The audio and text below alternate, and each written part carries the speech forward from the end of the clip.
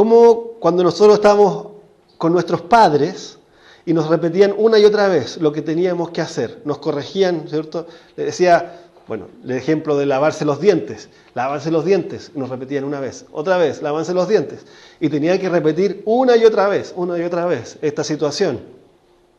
Pero justamente cuando nos repetían esto era para nuestro bien, por supuesto, lavarse los dientes es para el bien de cada uno.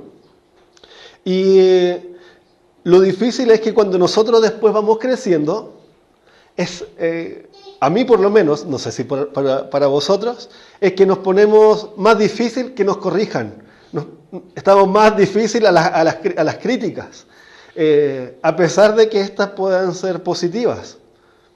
Cuando pequeños estamos acostumbrados a recibirlas, pero después ya como que vamos creciendo como un árbol torcido y es más difícil cambiar.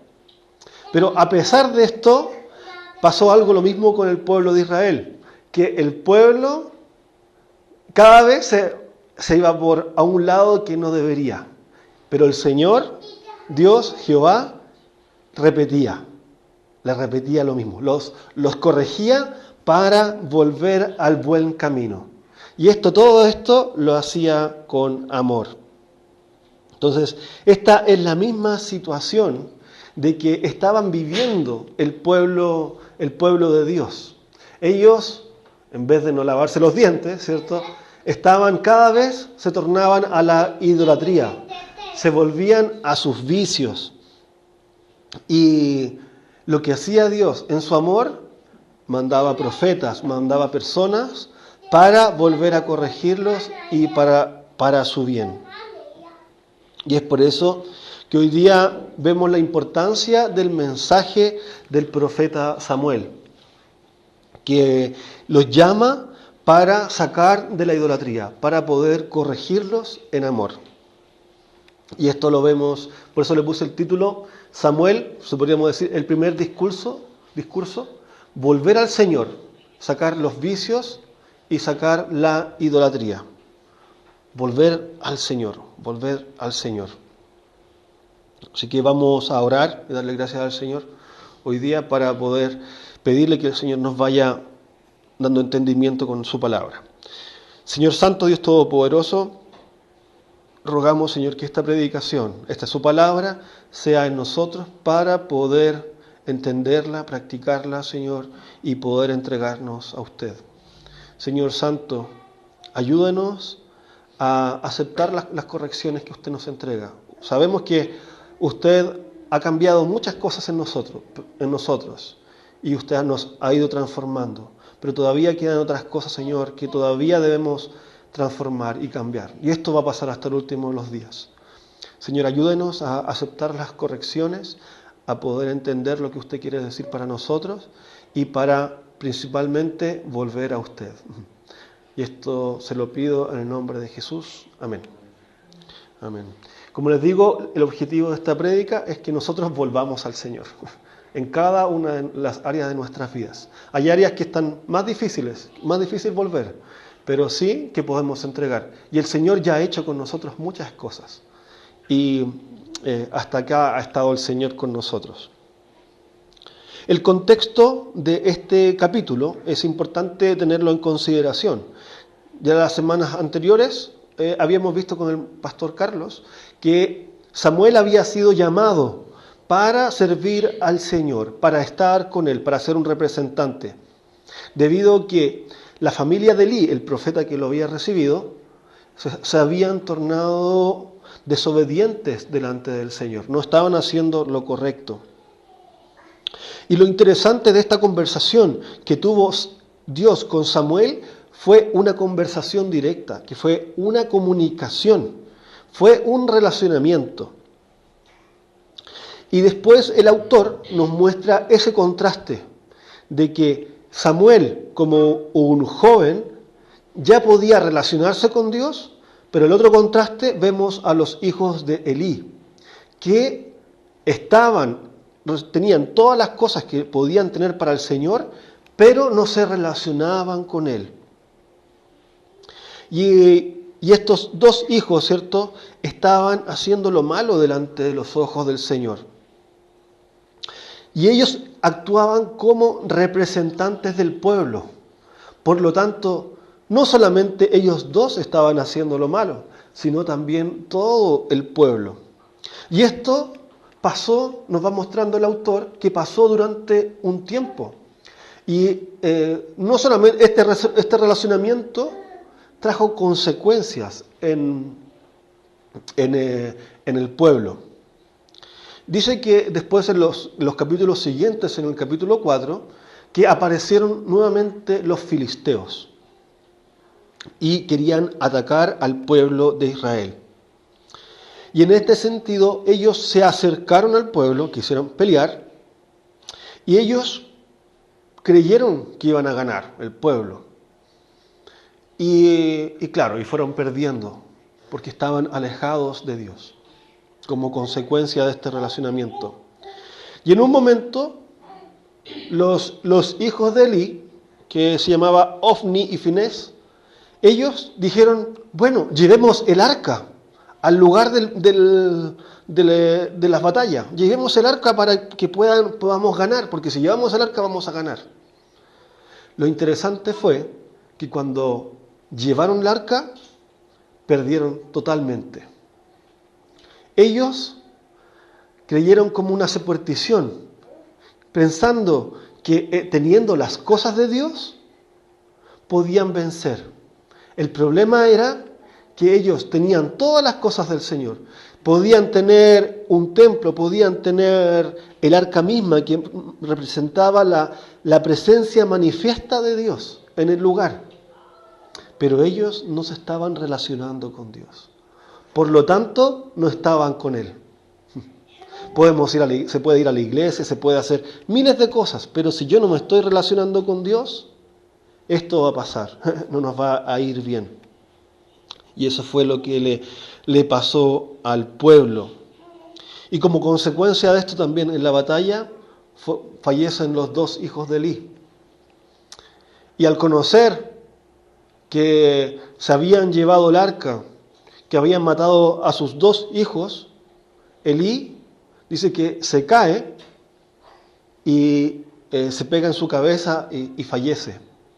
Y no solamente eso, dice que uno de los hijos de Elí, con su esposa que estaba dada encinta, cuando supo también falleció. Entonces vemos la decadencia que estaba teniendo este pueblo. Y que a pesar de que ellos creían que el arca era importante para ellos, no le dieron la importancia suficiente. No le dieron la importancia de la representación manifiesta de Dios, lo que significa tener una relación con Él. Y lo que les faltaba realmente era esa relación con Dios. Así que ese fue uno de los principales problemas. Y también luego vemos que los filisteos, cuando se llevaron el arca, dijeron, ahora vamos a estar por sobre los israelitas. Lo que no sabían es que cuando ellos llevaron el arca y la pusieron al lado de su dios, que se llamaba Dagón, la primera noche que pasó, el dios Dagón de ellos se cayó. Entonces no le dieron la importancia, ya después lo levantaron, lo pusieron de nuevo, y en la segunda noche, su estatua, Dios Dagón, que era hecho por supuesto de manos, cae y amanece con la cabeza cortada y con los brazos cortados y las piernas cortadas. Y no solamente eso, a ese pueblo le empezaron a llegar enfermedades, le empezaron a llegar tumores. Entonces lo que quisieron hacer ellos dijeron, no, aquí nos está pasando algo, no podemos seguir. Así que le pasaron el arca a otro pueblo. Y este pueblo nuevamente le pasó lo mismo. Empezaron a aparecer tumores, enfermedades, las personas empezaron a morir. Y así pasó sucesivamente. Esto, como les decía, se repitió y la mortandad se repitió durante bastante tiempo. Dice, durante 7 meses en la tierra de los filisteos que estuvo el arca. Y cada vez que pasaba el arca, ellos habían enfermedades.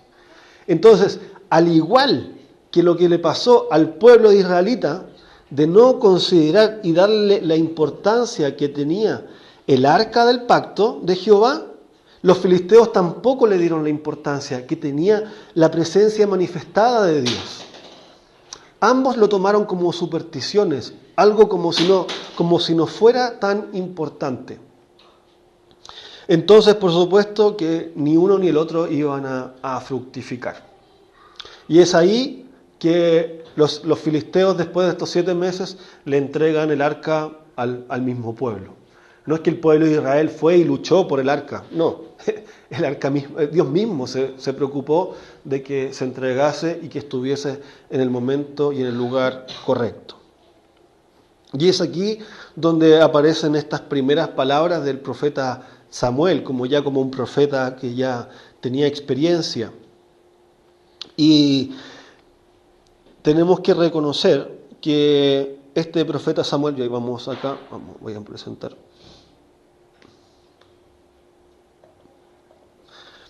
Que este profeta Samuel entrega un mensaje al pueblo de Dios.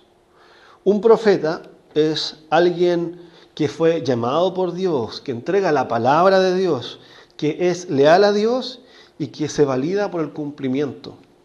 Y es acá que, como les decía, aparece este profeta y dice un mensaje importante. Y lo que vamos a hacer en esta predicación es centrarnos en el versículo 3, que es como una estructura para todo lo demás. Y en este mensaje él dice, habló Samuel a toda la casa de Israel, diciendo, si de todo vuestro corazón os volvéis a Jehová, quitad los dioses ajenos y a Astarot de entre vosotros, y preparad vuestro corazón a Jehová, y solo a él servid, y os librará de la mano de los filisteos.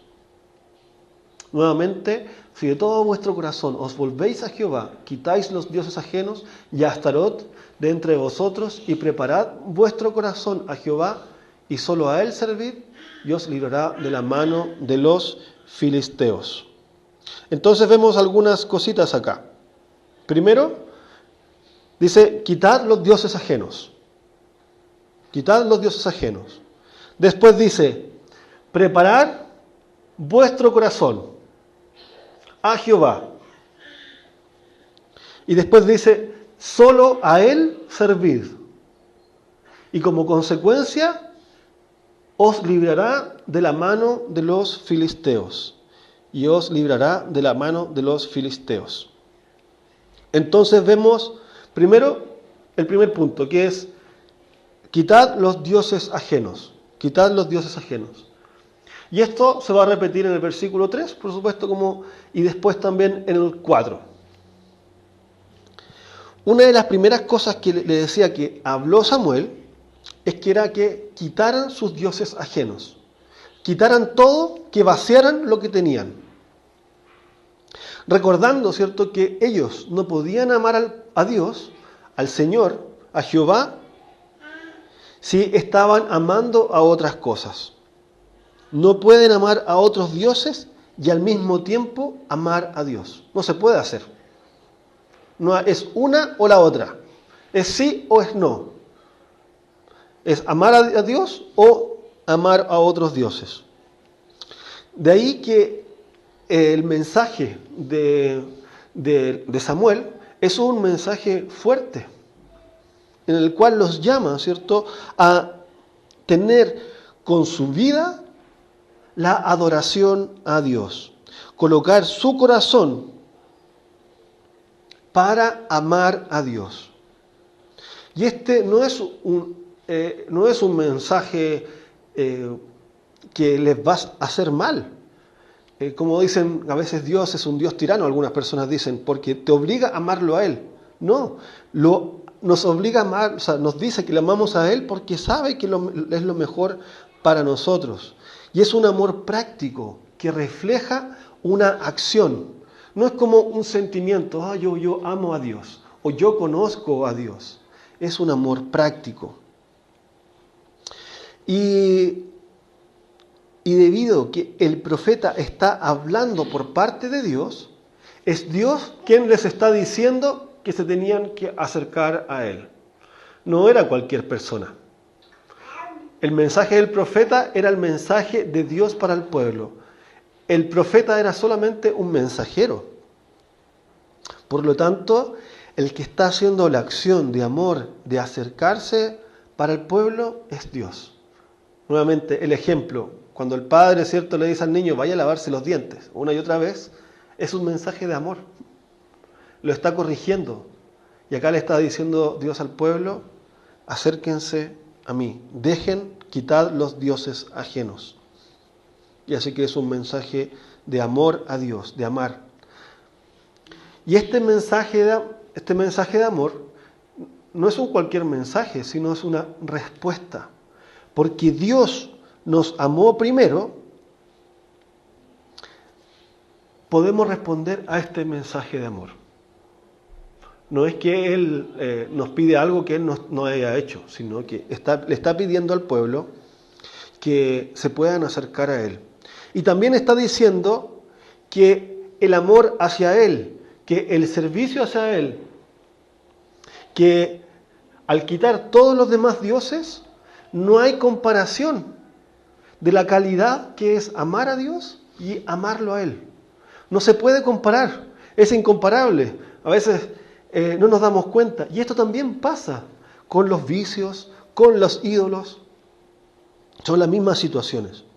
Por lo tanto, el profeta Samuel lo que está diciendo es que si la vida la están ocupando y la están usando para trabajar en algo que no sea para Dios, como motivación, como objetivo, como referencia, eso finalmente es idolatría.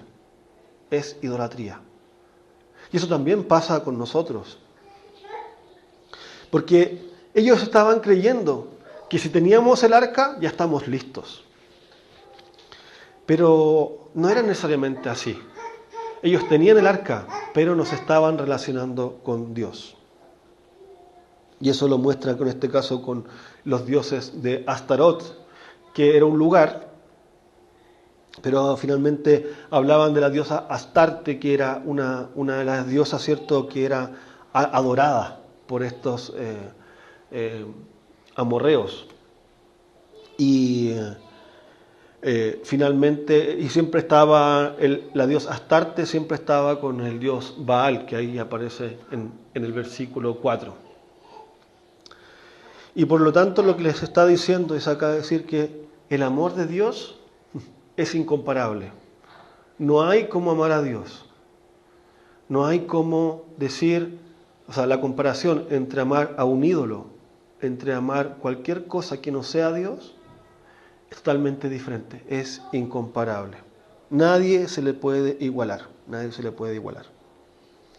Y en ese sentido es importante mencionar lo que es un ídolo, y también se podría decir un vicio. Un ídolo y un vicio son cosas que no te dejan libre. Que yo puedo decir, yo quiero, voy a hacer un ejemplo, yo quiero tomar droga.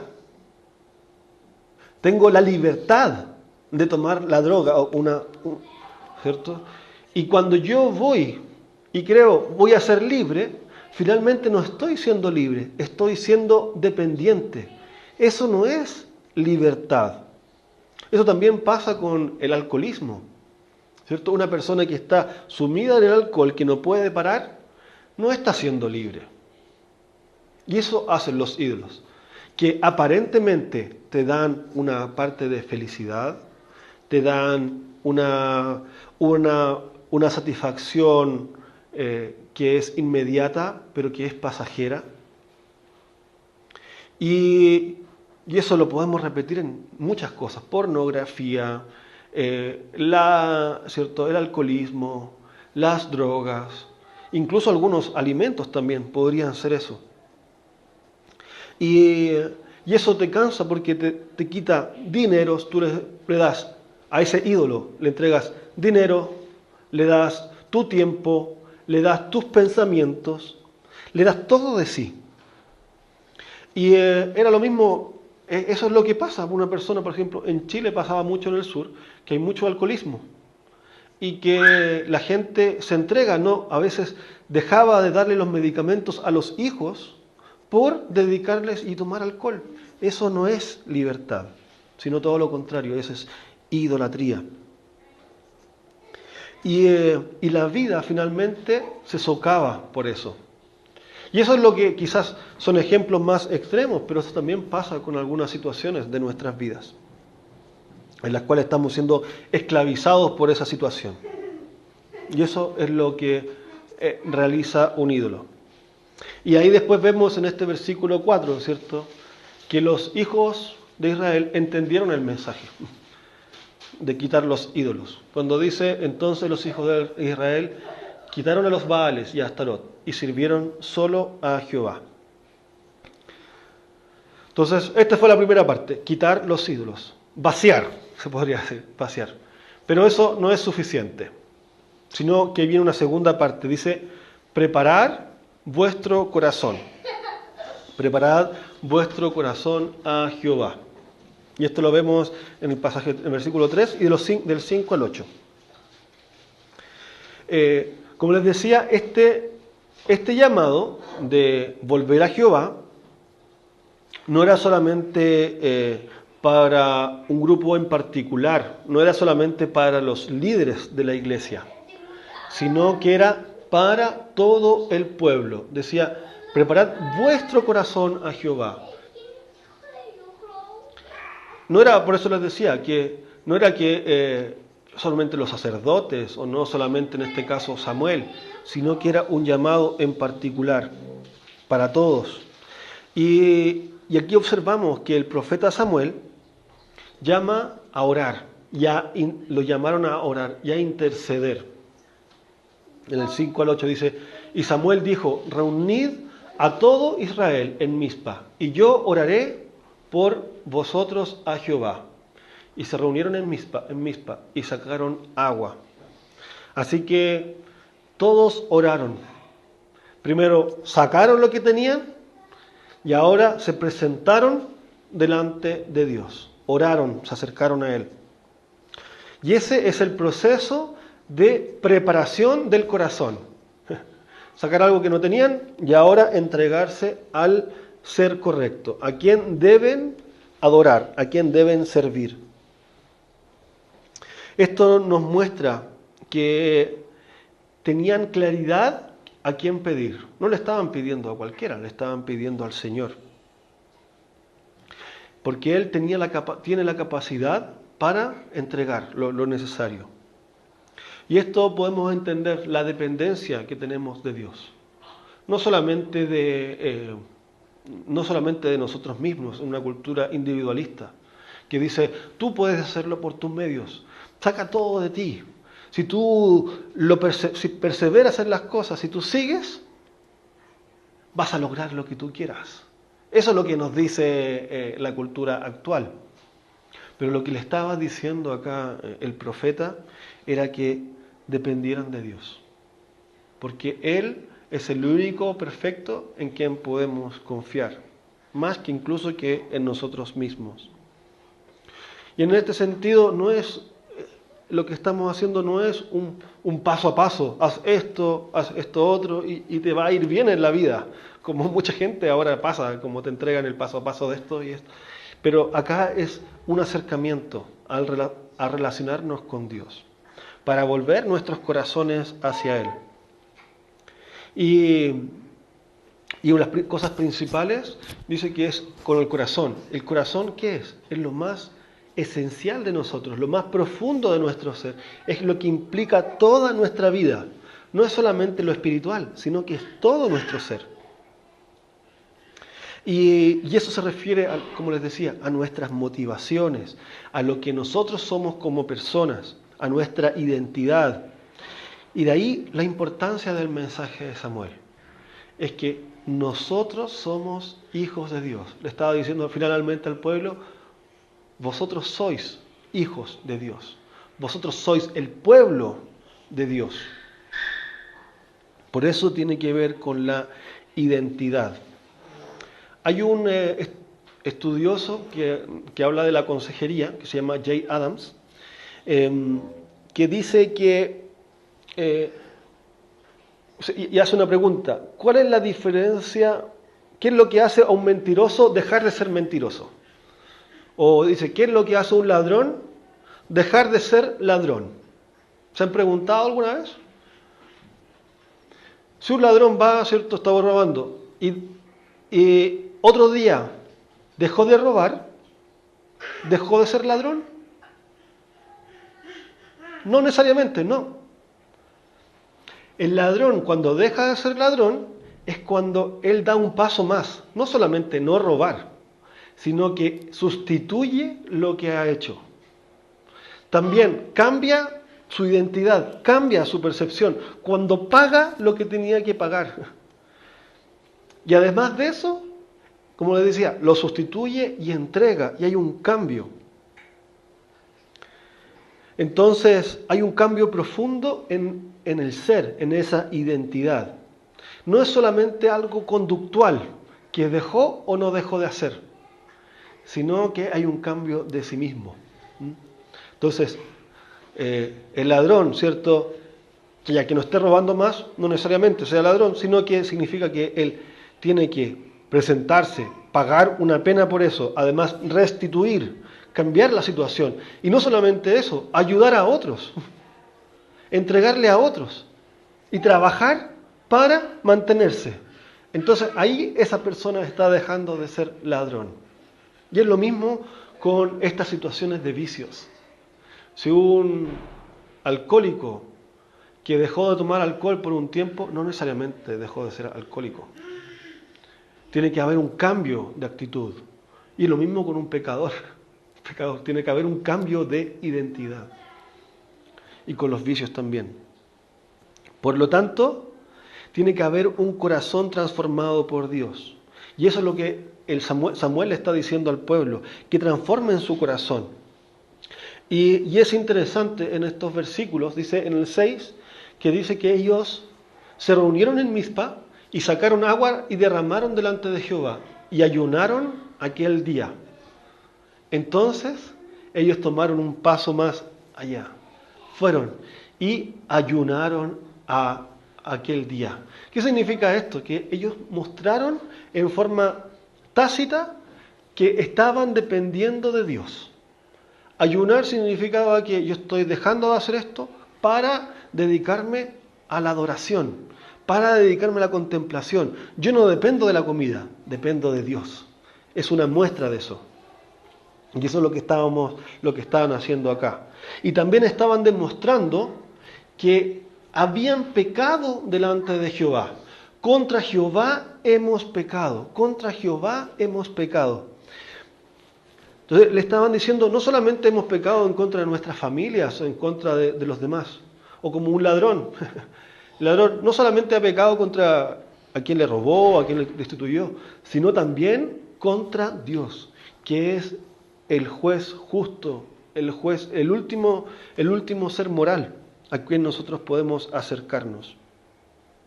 Y lo más bonito de esto es que ellos reconocían también con esta de que podían recibir el perdón de Dios, porque era el ser que podían, que tiene la capacidad de perdonar. Porque si Dios es fiel y justo, porque Dios es fiel y justo para perdonar nuestros pecados. De ahí que vemos estos tres elementos. Ellos, primero, se reunieron, estuvieron juntos. Luego, ¿cierto? Como les decía, no es algo solamente individual, sino que era algo grupal. Por eso la importancia también de la iglesia, de reunirnos, de acercarnos a cada uno, porque es ahí donde nosotros encontramos en forma incluso más fuerte la presencia del Señor. Dice que sacaron agua y la derramaron delante de Jehová y ayunaron y también confesaron públicamente que habían pecado contra Jehová. Así que vemos estos tres, por lo menos estos tres elementos, que se reunieron, ayunaron y confesaron públicamente delante de Jehová. De ahí que que Samuel juzgó al pueblo. Y Y por una parte, ¿cierto? Este llamado era para volver a Dios y implicaba no solamente eso, en este caso. Entonces sacaron las cosas, empezaron a transformar sus corazones y ahora la tercera parte que dice, y solo a Él servid, y solo a Él servid. Esto es una frase corta, pero implica bastante, que tiene dos elementos. Solo, que implica un aspecto de exclusividad, que a nadie más, y servicio.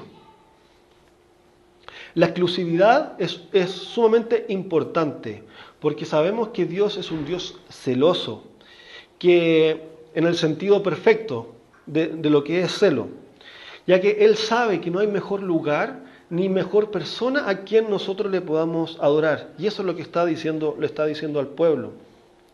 Y por eso que en los versículos, vamos a ver, 9 y 10, dice, y Samuel tomó un cordero de leche y lo sacrificó entero en holocausto a Jehová. Y clamó Samuel a Jehová por Israel, y Jehová lo oyó. Y aconteció que mientras Samuel sacrificaba el holocausto, los filisteos llegaron para pelear con los hijos de Israel.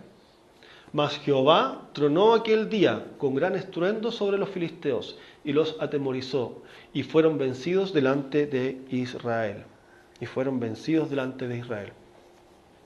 Por lo tanto, les estaba diciendo, no hay otro Dios, no hay ídolos que se puedan comparar con el Señor. Le estaba diciendo finalmente en este sentido de exclusividad que es el único digno de adoración y no hay nadie ni nada mejor que estar con Él. Y es por eso que Samuel empieza a interceder nuevamente por el pueblo, clamando a Dios para restablecer esa relación que estaba perdida. Que nuevamente el iniciador de esa restauración viene por parte de Dios. Es Dios abrazando a su pueblo. Es Dios abrazándonos para acercarnos a Él, para que podamos tener esta relación. A diferencia de lo que estaba pasando, ¿cierto?, con los hijos de Elí, que ellos creían estar con Dios, pero no tenían un relacionamiento con Él. De ahí la importancia de estar con Él. Y por otra parte tiene este aspecto de servicio, que es realizar una acción en concreto. Es realizar las cosas que Dios quiere que nosotros realicemos. No es algo que realicemos por nuestras propias motivaciones o porque yo tuve un instinto y voy a hacerlo como lo quiero. No, es adorar como Dios quiere que le adoremos. Dios ya había dicho en otras ocasiones que la forma de presentar adoración y alabanzas a Él era a través de holocaustos y sacrificios en forma específica. No cualquiera. No podía uno agarrar un ratón y entregárselo al Señor, porque no era la forma que lo quería. Él había establecido cierto tipo de animales, había establecido cierto tipo de ofrendas, y es así como Dios quería que le adoraran. Y ese servicio también tiene que ver con esto, que Dios establece la forma para que nosotros le podamos adorar. No es como nosotros nos plazca adorar, sino que tiene que ser un servicio dedicado a Dios. Y también los siervos tienen un servicio que es con un propósito, con un significado. Están haciendo algo con una situación que va más allá. Y cuando una persona está realizando un servicio que tiene una meta correcta, esa persona va a disfrutar de realizar ese servicio, de realizar ese trabajo, porque sabe que está haciendo lo correcto. A mí me pasó un tiempo que no sabía qué hacer y todo, a pesar que hacía todas las cosas, me cansaba, me aburría. Pero otras veces me pasó que estuve trabajando bastante, pero conocía lo que quería, que lo que tenía entendido la meta. Y eso también me ayudó. Y esto es lo que le está diciendo Samuel al pueblo, que puedan solo a Jehová servir. Solo a Jehová podían servir. Solo a Él servir. Y la última parte que dice acá, ¿cierto? Y os librará de la mano de los filisteos. Y os librará de la mano de los filisteos. Y en estos versículos también aparece esa frase, Ebenezer. Hasta aquí nos ayudó Dios. Entonces vemos en este cuarto punto que Jehová librará. Jehová librará. Jehová tiene el poder para hacerlo. Ya que cuando nosotros estamos haciendo algo con un objetivo en concreto, ¿cierto? Reconociendo que a Él solamente le vamos a servir, también reconocemos su poder. Reconocemos que Él tiene la capacidad para hacerlo. Y que Él, si quiere, nos puede quitar algo, y si Él quiere, nos va a dejar. Pero como estamos seguros de que Él es perfecto y reconociendo de que Él tiene el mejor entendimiento y el mejor conocimiento, podemos estar tranquilos. Y también reconocemos con esto que Jehová librará, que ha sido Jehová quien entrega el camino para poder salir de la idolatría. Es Jehová quien entrega el camino para salir de los vicios. Es Jehová quien ha enviado a un profeta, en este caso como a Samuel, que fue como un instrumento, podríamos decir, para el pueblo, que ha provisto también para la salvación de la esclavitud de la idolatría, para entregar libertad. Debido a que todo este proceso, ¿cierto?, es Dios que está actuando para el relacionamiento con Él. Es un proceso de relación que está redimiendo, que está transformando, que está arreglando. Incluso en este caso los enemigos, dice después en el texto, que se sometieron a Jehová. Y incluso la mano de Jehová estuvo en contra de ellos. Así que es Jehová quien provee, quien tiene la capacidad para liberar, para transformar. Es Jehová el que está realizando esta acción.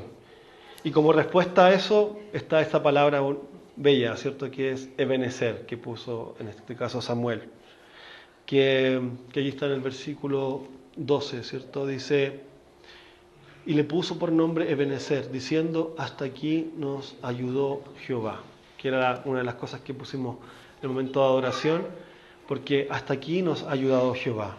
Hasta aquí el Señor nos ha buscado, nos ha transformado, nos ha dado este servicio hacia Él. ¿Sabe qué significa? Ebenezer, eso significa, hasta aquí nos ayudó Jehová. Hasta aquí nos ayudó Jehová. Así que, bueno, el Señor está en constante búsqueda para librarnos, para transformarnos, para darnos una relación con Él, a pesar de las dificultades o a pesar de las alegrías. Cuando estamos muy bien, el Señor quiere estar con nosotros. Cuando estamos en dificultades, también quiere estar con nosotros. Y es Él el que nos da el cobijo. Pero no solamente de forma individual, sino también como iglesia. Por eso la importancia de reunirnos, de estar juntos. Y como les decía, bueno, terminando ya esto, encontramos algunas observaciones de cómo salir de los vicios, de cómo salir de la idolatría. Por eso cuando nosotros oremos, no solamente oremos que nos quite eso, sino que esa oración sea una oración en acción. Y que podamos establecer este relacionamiento con Dios, podamos hablar con Él como un paso necesario, pero también tenemos que ser transformados. De a poco, tenemos que ser, sí, no importa. Podemos estar contentos de que es el Señor que quiere que nosotros seamos transformados. Pero finalmente, que es Él que tiene el poder para transformarnos en una y otra cosa. Y en este sentido podemos ir a Cristo. Es Cristo el final expresión de amor hacia las personas, hacia nosotros. Eso de volver a Jehová, la mejor acción de volver a Jehová es a través de Jesucristo, porque es Jesucristo que vino hacia el mundo para entregarse como siervo perfecto, solo a Él sirvió. el siervo perfecto, para darnos el ejemplo, cómo caminar, cómo librarnos de estos vicios, librarnos de esta idolatría y presentarnos en santificación delante de Él. Y no solamente estamos con Jesucristo, sino también estamos con la obra del Espíritu Santo, que Él nos acompaña en estos momentos, que podemos decir, sí, podemos salir de esa idolatría, no por nuestras fuerzas, sino por lo que el Señor Jesucristo ha hecho y el Espíritu Santo también. Esto, como les decía, no son pasos únicos que hay que hacer, que les va a funcionar. No es como les digo esto y van a salir. Lo importante es que nosotros podamos acercarnos al Señor a través de Jesucristo. Podamos estar con Él y compartir con Él. Y que podamos dejar esos ídolos y en vez de amarlos a ellos, amar a Dios. Así que eso puede ser en áreas, como les decía, muy grandes. Por ejemplo, pueden ser temas que son muy complicados, pero también pueden ser en áreas muy pequeñas. Y también reconocer que hasta acá nos ha ayudado el Jehová, que Él ha hecho en nosotros un cambio hasta el momento. Ya nos ha ayudado, ya nos ha sacado de eso. Y por eso también podemos confiar que también a futuro Él también lo hará. Así que oremos y démosle gracias al Señor por su palabra, por lo que el Señor nos ha dejado. Así que vamos a orar. Señor Santo, Dios Todopoderoso, muchas gracias por esta oportunidad que nos da de leer su palabra, de reconocer aquí la importancia de acercarnos a usted, de sacar estos vicios, estas idolatrías, pero también confiados de que usted tiene el poder para sacarlos, pero principalmente para relacionarnos con usted. Muchas gracias, Señor. Le agradecemos por Jesucristo, por sobre todo, que es la imagen perfecta para volvernos a usted. En el nombre de Jesús oramos. Amén.